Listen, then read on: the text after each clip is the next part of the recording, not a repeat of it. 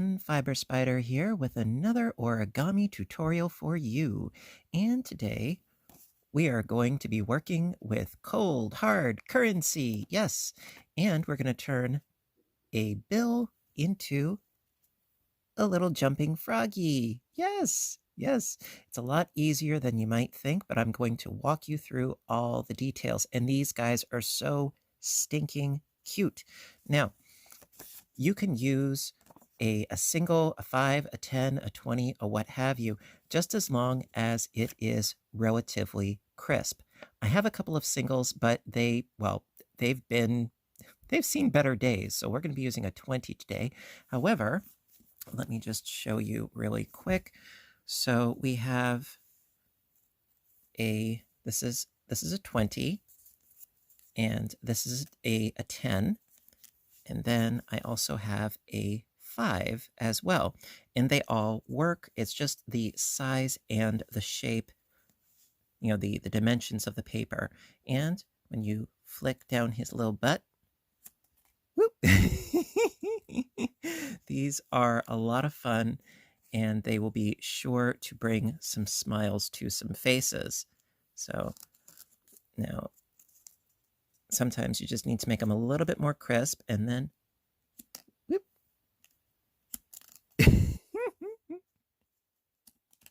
They are a lot of fun.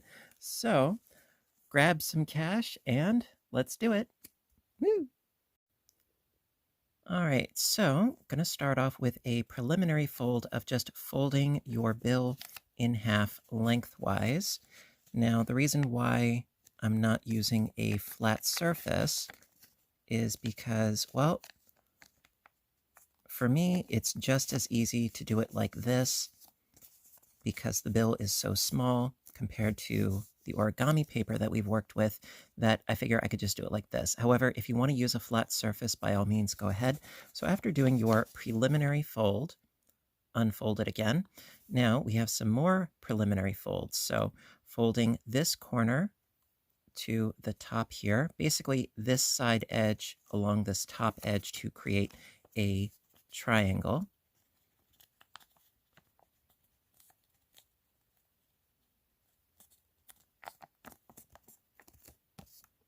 No big deal, right?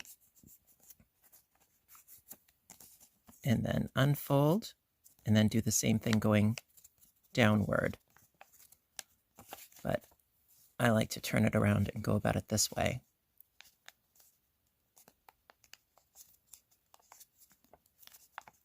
Now also, there are 1,000,001 variations of this particular piece, so do not take my word as law.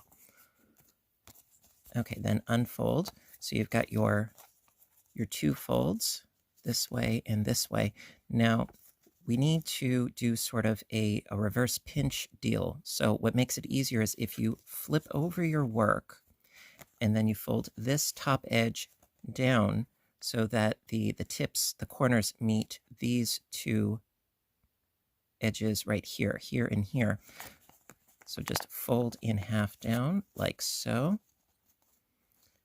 And then, now it's a little tricky to see the lines, but I'm going to do the best I can here.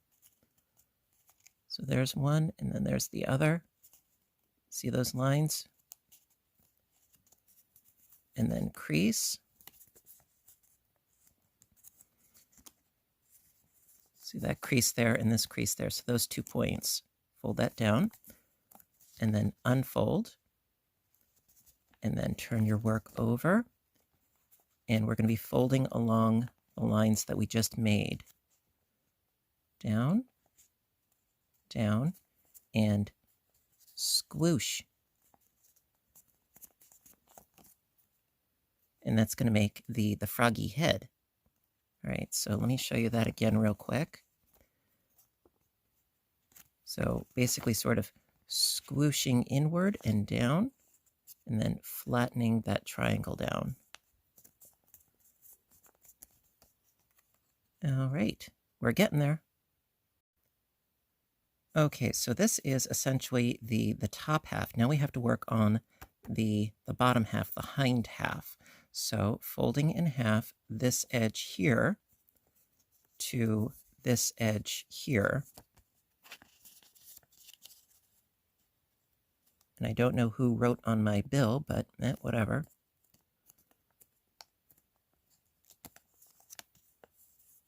Increase that.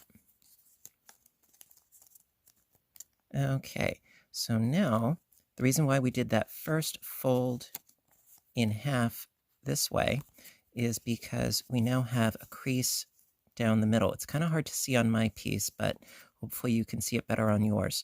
So now we're going to fold these two corners here and have these edges sort of like an ice cream or a kite fold lining up with this center crease here.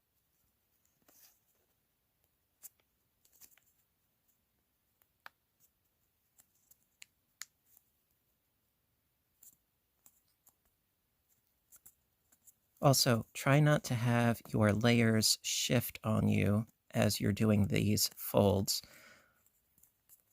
and it'll make your piece all the neater in the long run.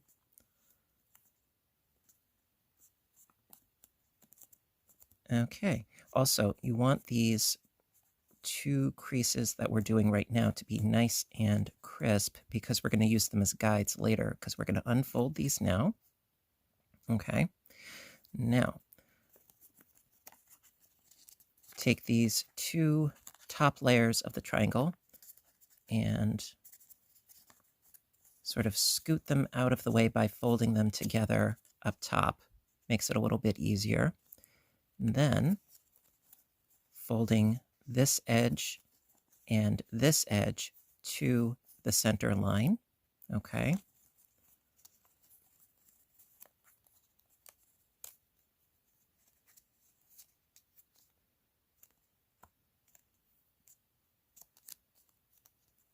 You can sort of flop that down back into place. And then this side over here, same thing, to the center line.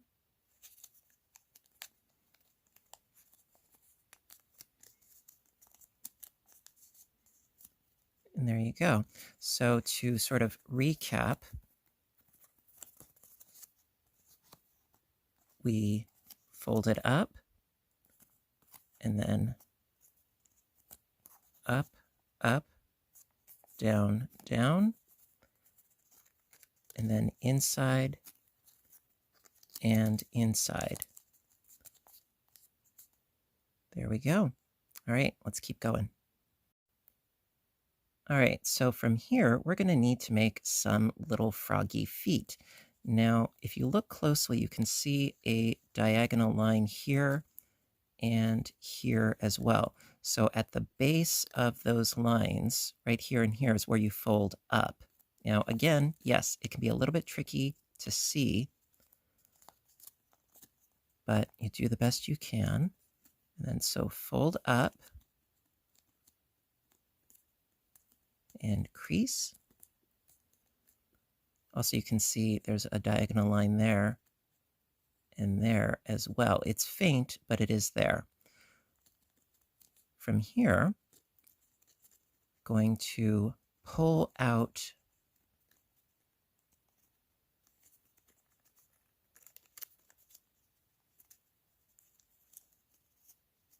the sides here a little bit.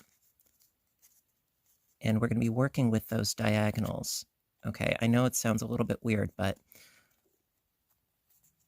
working with that diagonal and then pinch.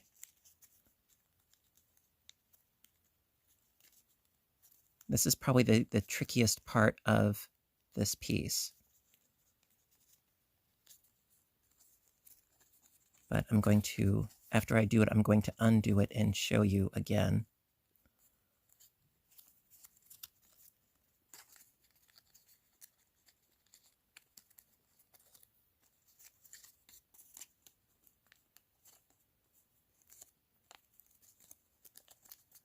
And then fold it flat. So basically, what we had was this. Okay. And then, so it's basically utilizing the lines of the creases that we had before and sort of pulling out and folding flat. Pulling out and fold flat. And then same on the other side. Pulling out and fold flat. Okay, I hope this makes sense. I know it's a little bit weird, but the froggy needs his feet. Yeah. Okay, so from here, along this line and this line, fold your little froggy feet down.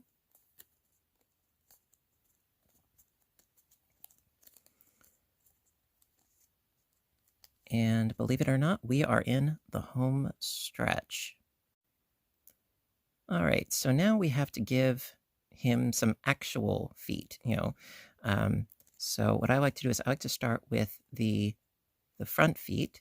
So using this point here as sort of a guide, sort of folding up one of your points, get a little frog foot.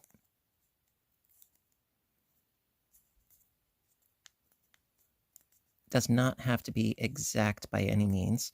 And then do the same on the other side. Just fold up little froggy foot and crease. The only thing I would suggest is try to go for symmetry. Okay, now we need to essentially do the same thing on the bottom feet, the hind legs. Now, what I like to do is use this point here as a frame of reference, as well as this crease. So what I like to do is sort of fold this along that edge like so. So folding this edge here along that crease there.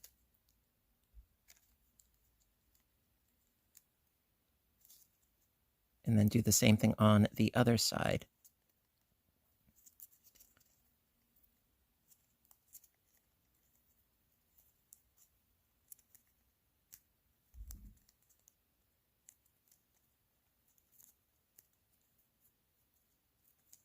Okie dokie.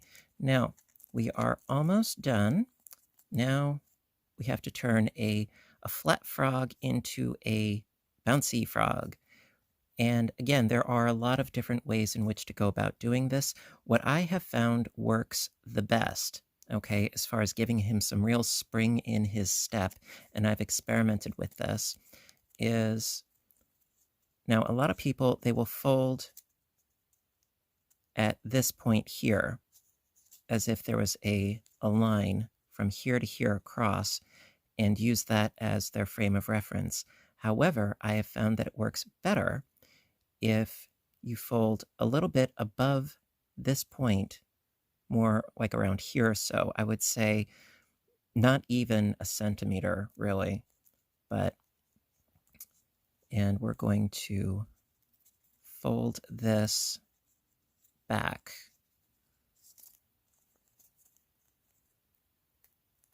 So that there is a little bit exposed, if you will. And yes, it is a little bit tricky because it's a lot of paper to work with. But see how I didn't go down here, I went up a little bit. And then fold that. Crease it. And then, so his legs, they're kind of in trouble here. They're all sticking up. Well, that's why we're going to then fold the rest of it down along that edge that we just made so that it lines up. So it's sort of doing an accordion if you will.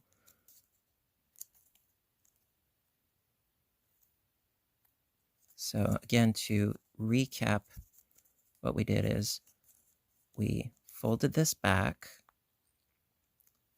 and then on the other side, we did a fold that matches up with this edge here, like so.